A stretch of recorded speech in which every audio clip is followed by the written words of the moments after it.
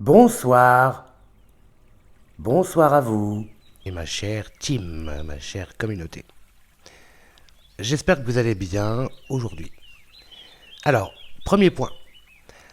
Je vous avais précisé que ma creepypasta que je voulais faire, eh bien, c'était une creepypasta sur un mec qui devenait fou en fait. Et finalement, j'ai changé d'avis parce que en fait, il m'est venu à l'esprit une autre creepypasta. Une creepypasta qui, je pense, vous fera trembler. Et d'ailleurs, il faut savoir une chose, c'est que j'avais précisé du coup que j'aurais du mal à lire en fait du coup les creepypastas moi-même. Alors j'espère que le format vous plaît, j'espère que vous aimez. J'ai eu des retours de une personne pour le moment, mais j'ai eu des retours, au moins le retour de cette personne qui m'a plu déjà.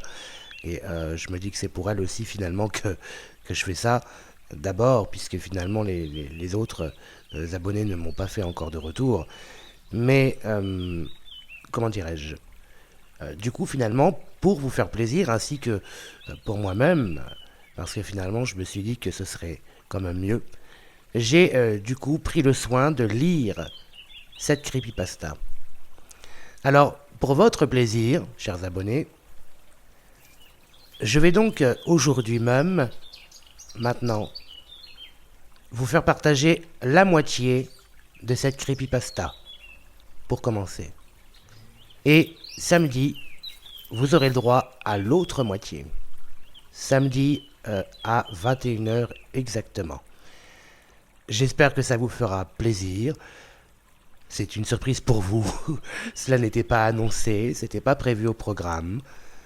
Mais ma foi, j'avais envie aujourd'hui de vous mettre au moins la moitié de cette creepypasta, ces 3 chapitres qui ont été lus par mes soins. Et j'espère qu'elle vous plaira. N'hésitez pas à la partager, n'hésitez pas à publier des commentaires, toujours dans le respect. Et sachez que cela m'a pris quand même du temps, notamment pour la lire, ça a été le plus long. L'écrire encore, ça allait, mais c'est la lire surtout qui m'a pris beaucoup de temps. Je suis à peu près dessus depuis déjà 3 heures là. Donc, je vous souhaite une bonne écoute. Et bien sûr, si cela n'est pas déjà fait, pour les nouveaux qui nous rejoignent, abonnez-vous et likez cette vidéo, partagez-la sur les réseaux sociaux. Soyez actifs. Chapitre 1. Avant le silence. Il y a des matins que l'on retient toute une vie. Pour Kelly, ce mardi-là, ça devait être un matin comme les autres. Un de ces réveils tièdes où la lumière qui traverse le voilage semble promettre que rien de mal n'arrivera jamais. Mais la promesse du matin est une menteuse. Elle chuchote des illusions dans l'oreille des heureux, pour mieux leur tordre leur cœur plus tard. Pourtant, Kelly s'accrochait à ces minutes, ces secondes volées entre la nuit et le jour, entre l'avant et l'après. La première chose qu'elle sentit, c'est la chaleur de Théo contre son dos, son souffle régulier, une main lourde posée sur son ventre, comme pour protéger ce monde en devenir. 4 mois. 4 mois que leur vie avait changé. Que chaque rendez-vous chez le gynéco était une aventure. Que le tiroir de la commode s'était rempli de petits body pastels, de doudous, de chaussons si minuscules qu'ils en devenaient irréels. Théo avait même commencé à lire des livres sur la parentalité, en marmonnant, dans la cuisine, l'air faussement détaché.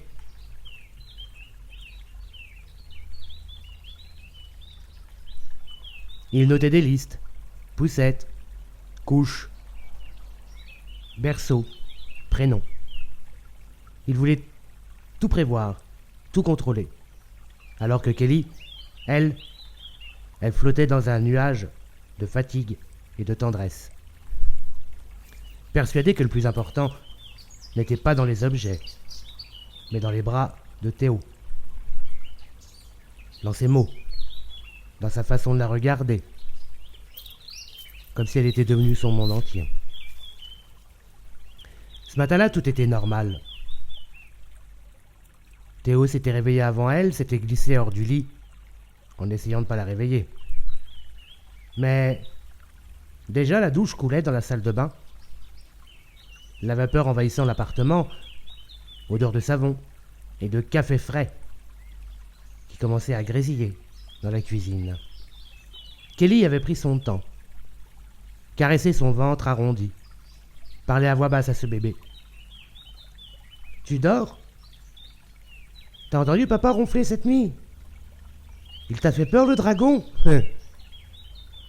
Théo était revenu, les cheveux mouillés, serviette nouée autour de la taille, toujours à moitié réveillé, et avait posé ses mains sur son ventre. « Bonjour, vous deux. » Il avait posé un baiser sur son front, plaisanté sur son air fatigué, lui avait fait griller 2 tartines, avait râlé contre la radio qui grésillait sur France Inter. « Tu crois qu'on va survivre aux infos de 7 heures, toi ?»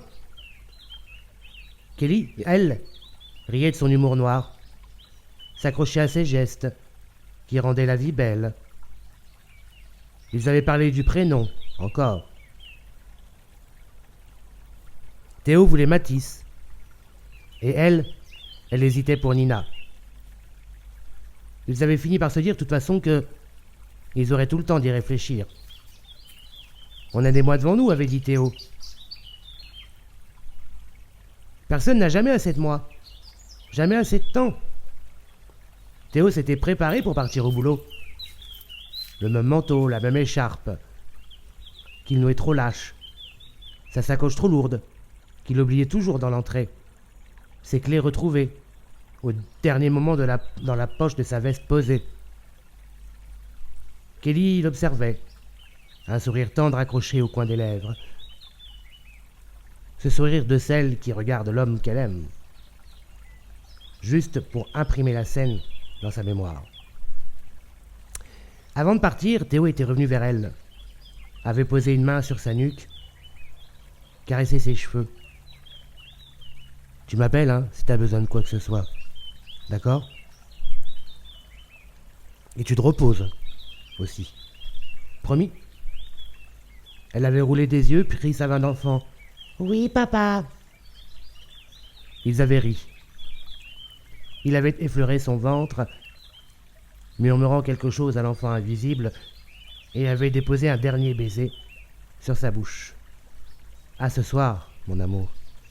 Fais attention sur la route. » Promis. La porte avait claqué. Le bruit du monde avait recommencé. Kelly était restée un moment immobile,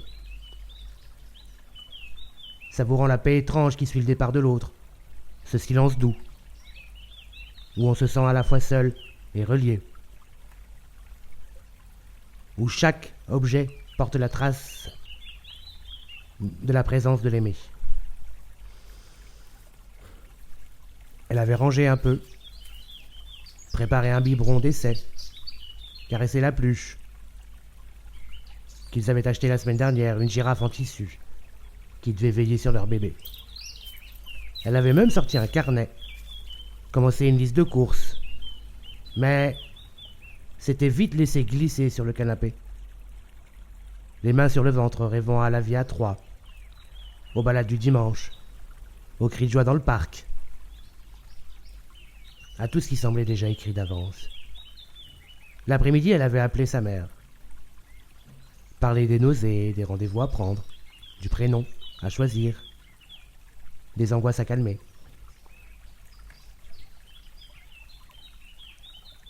Elle s'était perdue dans la lecture d'un livre sur la maternité. S'était laissée aller à l'espoir. Mais le soir venu, Théo n'était toujours pas rentré. D'abord, rien d'anormal. Un retard, un embouteillage ou un collègue bavard peut-être. Elle s'était dit « Bon, il va arriver comme d'habitude. Il va râler. » Contre le patron, poser son sac dans l'entrée, chercher ses clés partout. Elle avait préparé un dîner simple, surveiller la pendule. Le téléphone avait sonné une première fois. Numéro inconnu, elle avait laissé sonner. Pas envie de répondre à un vendeur ou à un spam ou à un démarcheur. Une deuxième fois. Cette fois, elle avait répondu. Le cœur battant un peu plus vite.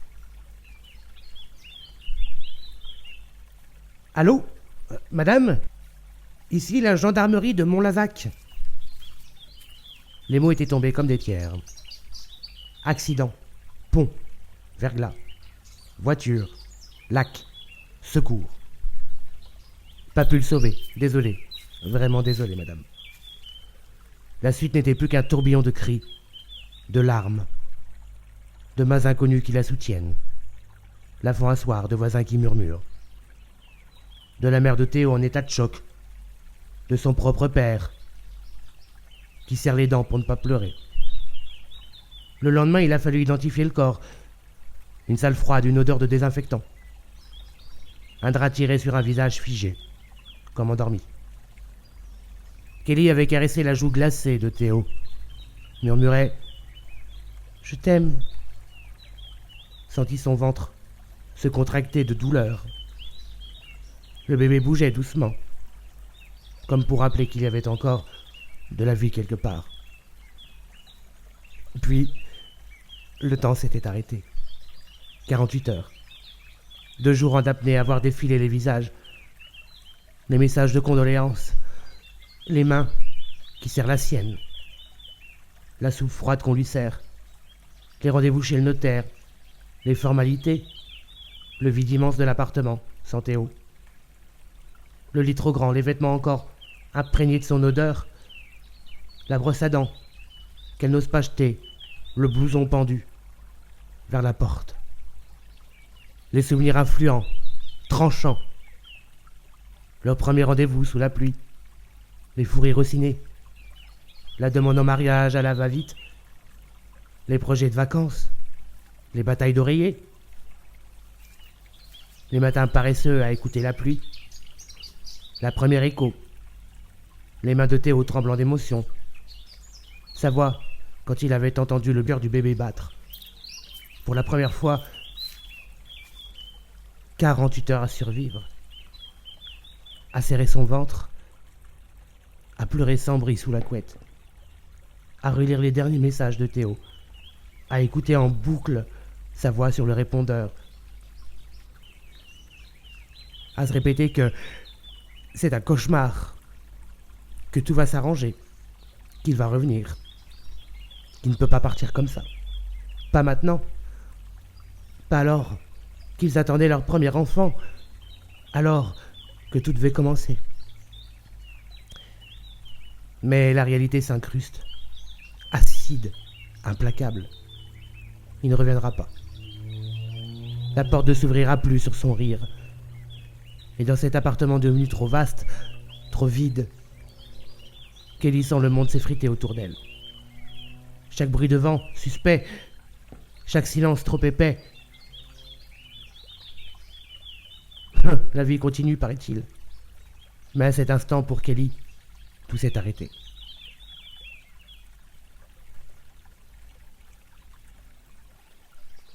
Chapitre 2. Après la tempête. Le temps depuis la mort de Théo n'existait plus.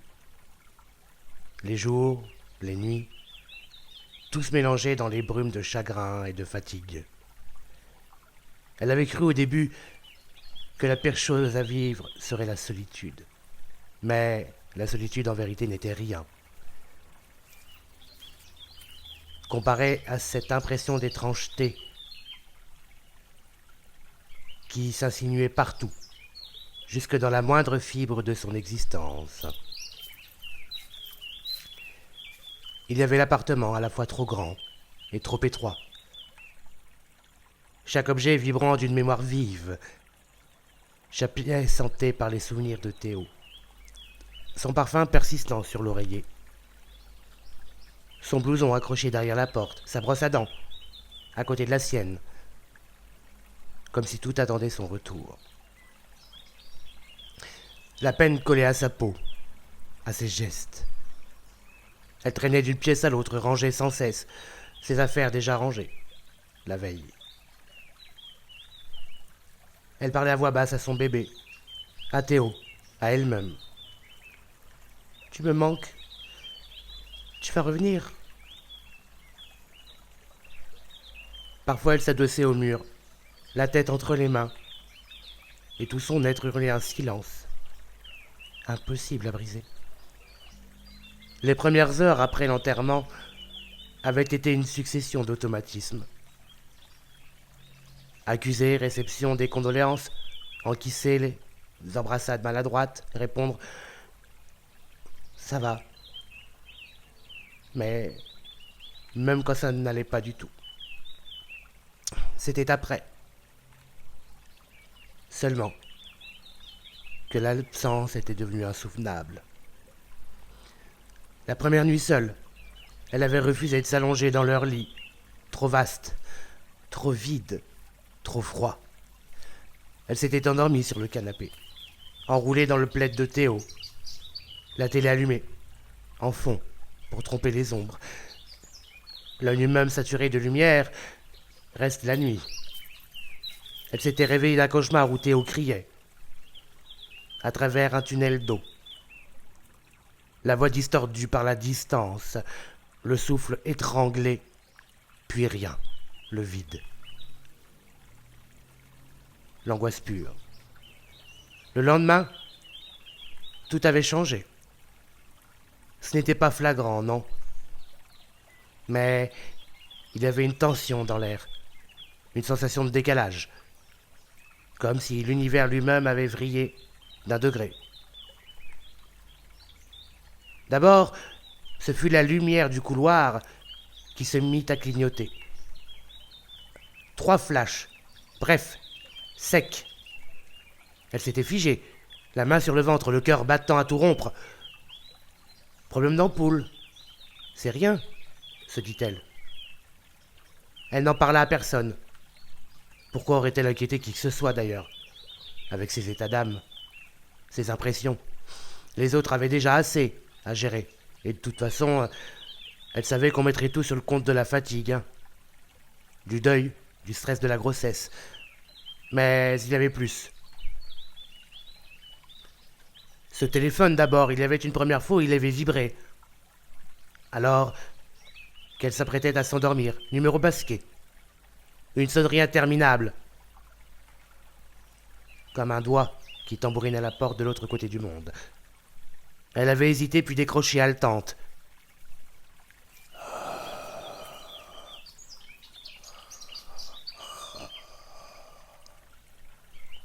Silence, un souffle rauque, profond, presque humain.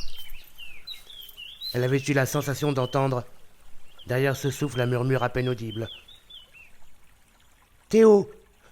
Théo, c'est toi !» Aucune réponse, juste ce souffle.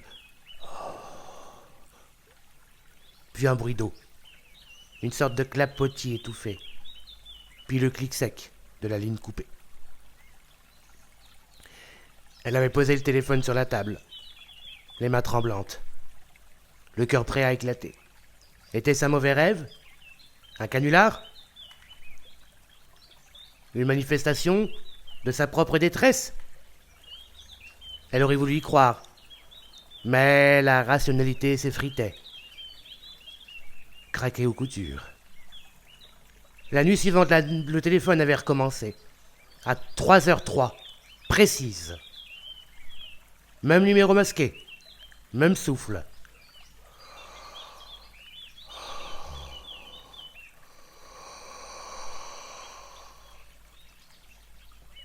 Mais cette fois, elle avait entendu son prénom.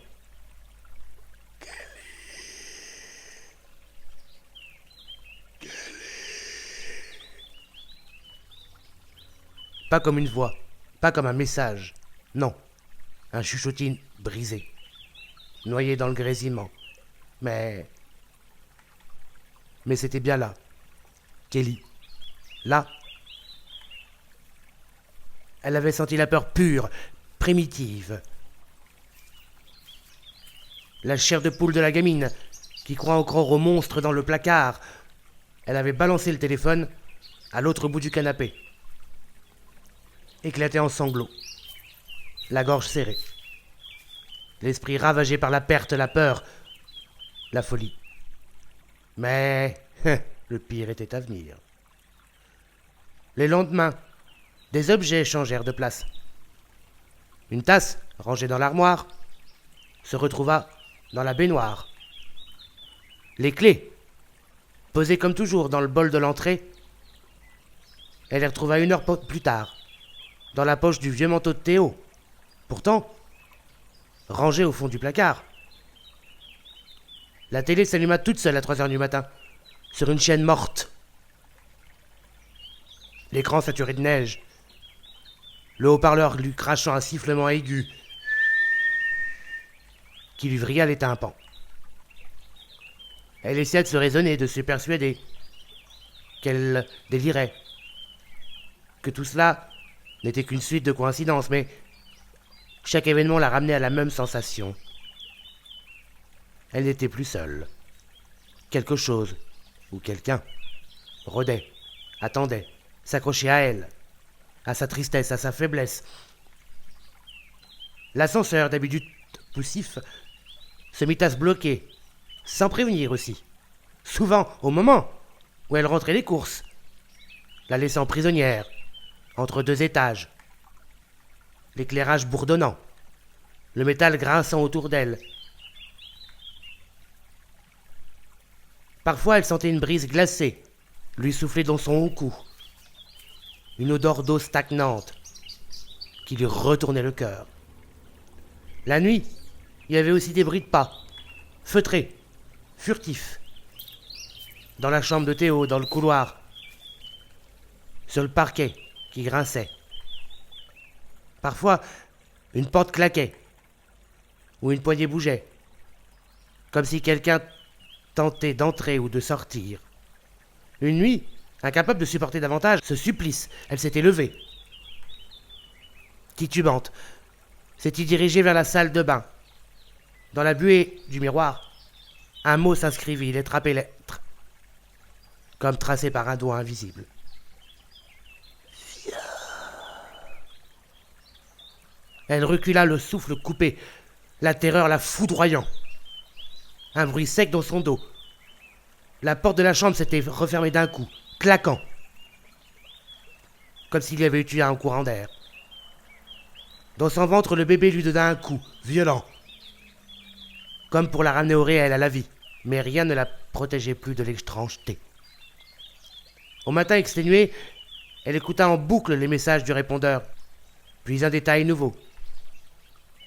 Derrière tout cela, un air de berceuse à peine audible, celle que Théo murmurait chaque soir sur son ventre. Une berceuse qui n'avait jamais enregistré.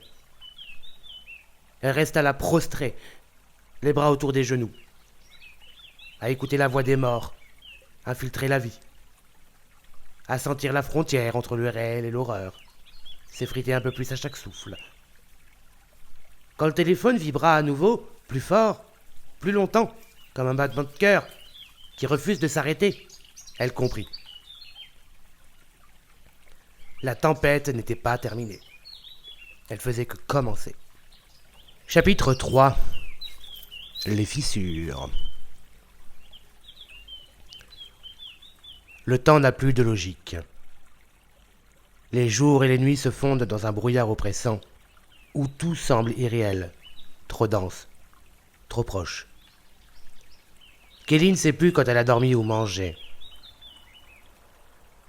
ni même souri pour la dernière fois. Les gestes du quotidien lui échappent. Ouvrir le frigo, oublier pourquoi elle l'a fait, marcher à la salle de bain, se figer devant la glace. Les yeux fous, la peau blême, le ventre tendu sous la chemise, comme si quelque chose grimpait.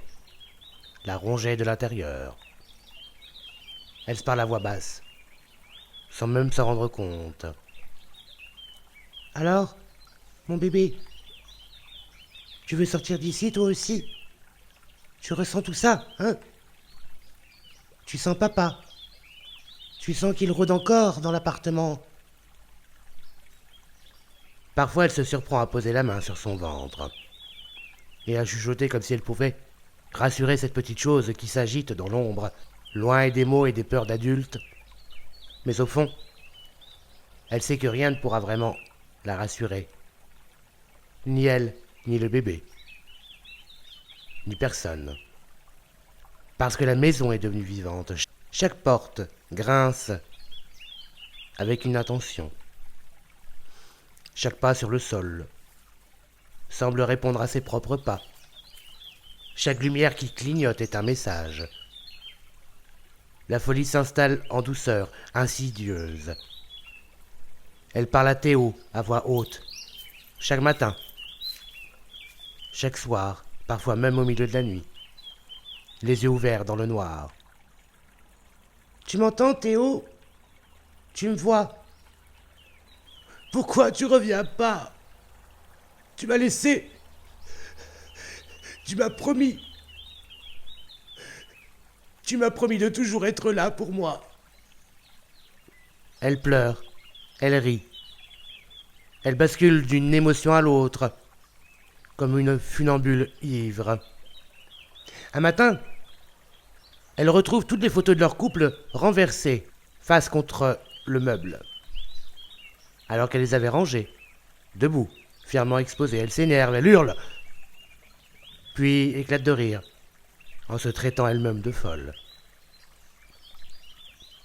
Elle croit entendre des choses, elle sent le bébé bouger, mais parfois, ce sont juste ses propres mains qui tremblent.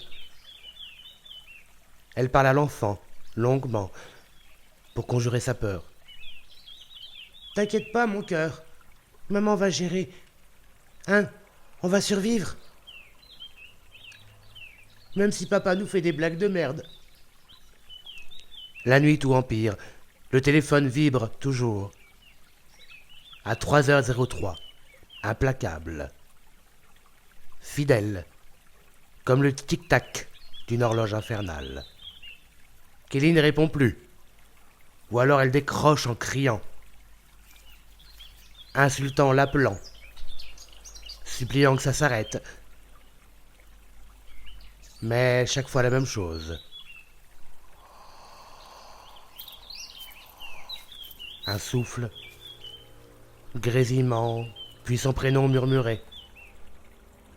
Puis, de plus en plus distinct, comme si la voix sortait de la fond de la gorge d'un noyé, d'un mort revenu du lac.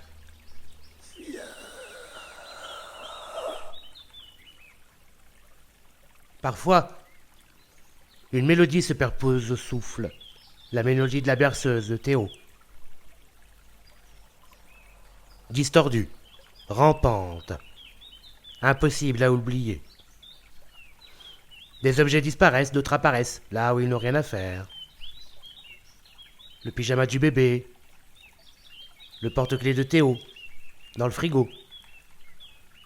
Un gant mouillé qui soudain se retrouve sur la table de nuit. Les fenêtres s'ouvrent toutes seules, même si elles sont fermées. Le miroir de la salle de bain s'embue sans raison, même quand il fait froid. Et toujours ce mot. Viens. Griffonné. À la buée et à la craie, ou parfois même à la poussière du sol du salon. Comme si la maison elle-même réclamait Kelly pour la dévorer, pour l'absorber. Elle ne sort plus, ou presque. Elle a peur du dehors.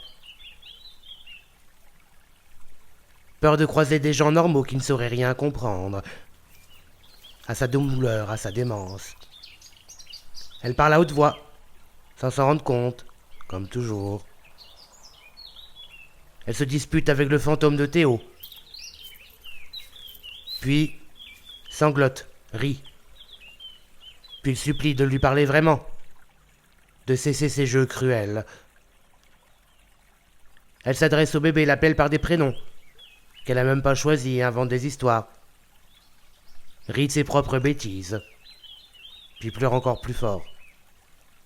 Parfois elle croit entendre des réponses, des bruits de pas dans le couloir, le bruit mouillé d'un corps, traîné sur le carrelage, la voix lointaine de Théo qui l'appelle plus bas, plus profond, comme s'il la voulait, comme s'il l'attendait dans un ailleurs. Une nuit, alors que le téléphone a vibré plus fort et plus longtemps que d'habitude, elle a craqué. Elle a répondu, hurlé dans l'appareil, puis supplié, puis pleuré, puis supplié encore. Et alors le souffle s'est nué en sanglots.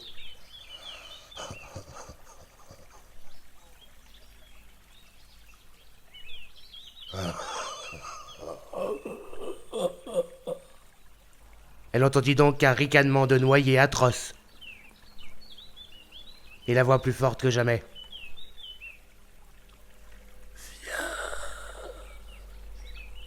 Je t'attends. L'eau est froide. Je t'attends. Elle a jeté le téléphone à travers la pièce. S'est recroquevillée dans un coin. A serré son ventre, le bébé gigotant en elle. Secoué par la panique. Non, non, non, non! Je veux pas, laisse-moi, laisse-nous! Mais la maison riait. Les murs résonnaient, du bruit du lac. Le parquet transpirait l'humidité. Des gouttes d'eau coulaient aussi sur les vitres alors que il ne pleuvait même pas.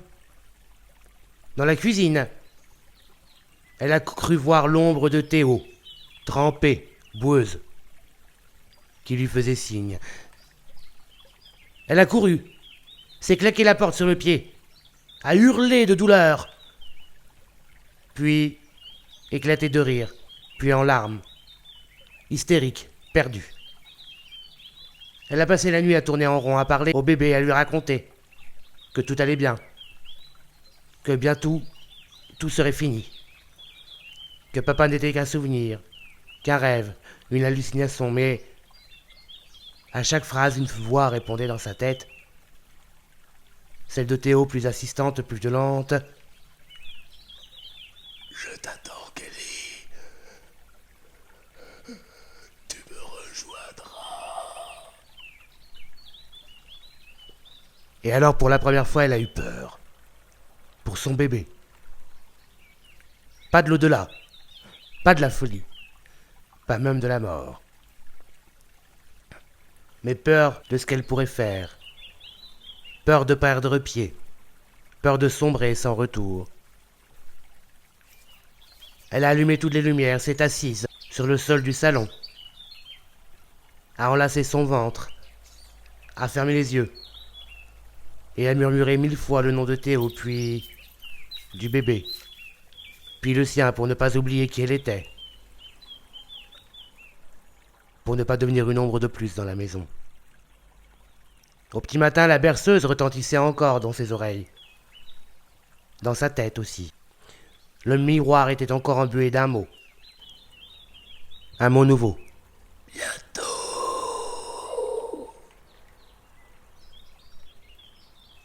Et le téléphone vibrait toujours, infatigable, comme un cœur mort qui réclame sa proie.